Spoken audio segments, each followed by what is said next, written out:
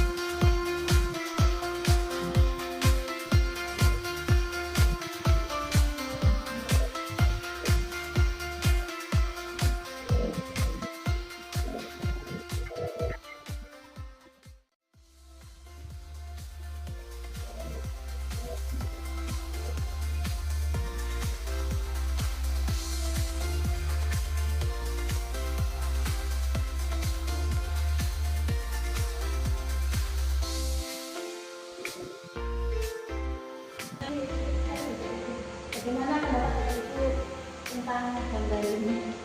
Ya, bagaimana pendapat tentang gambar sampling A? Ini sebelum melaksanakan tugas dia sudah berbeda. Bapak Ibu melihat kondisi ini dari bagaimana menyikapinya?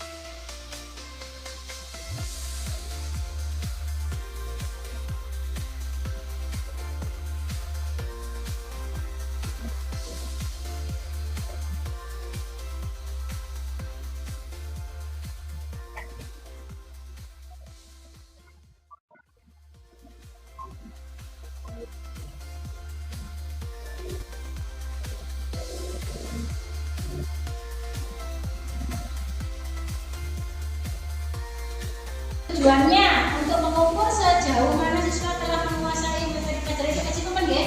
Fokusnya pada pengetahuan dan keterampilan yang diperoleh dari program pembelajaran spesifik. Contohnya seperti nanti yang akan kita lakukan di tahun depan TKA. Itu untuk yang tes achievement. Kemudian untuk yang bakat biasanya digunakan untuk waktu tes IQ.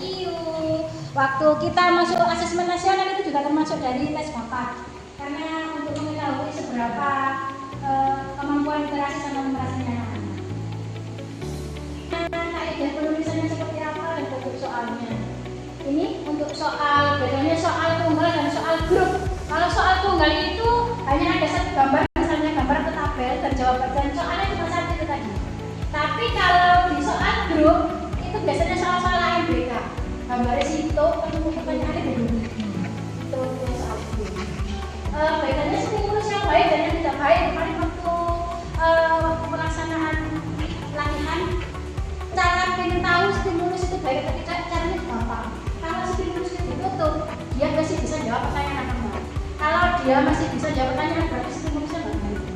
Tapi kalau stimulusnya ditutup, dia nggak bisa kerjakan, berarti itu stimulusnya sudah berbeda. Jadi dia itu bisa mengerjakan soal kalau ada itu tadi membaca, misalnya baca tabelnya, misalnya baca grafiknya seperti itu, atau melihat gambarnya dulu baru dia bisa mengerjakan. Itu